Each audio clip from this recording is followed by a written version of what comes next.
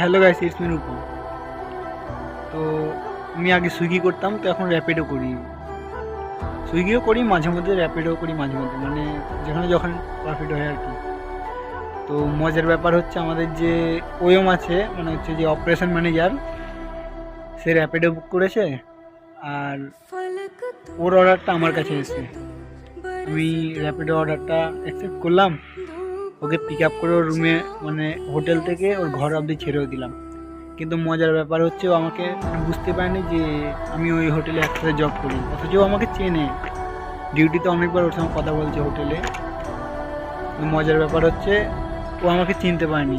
ভালো হলো যে আমাকে চিনতে পারেনি, কারণ আমি চাই না যে আমি হোটেলে বাইরে যেটা করি সেটা কেউ যাতে না জানে, যেটা হোটেলে করি সেটুকুই যাতে জানুক। তো আজকে এটাই জানানোর ছিল। আজকের মতো এতটাই, দেখা হচ্ছে অন্য কোনো ভিডিওয়। আজকের মতো টাটা।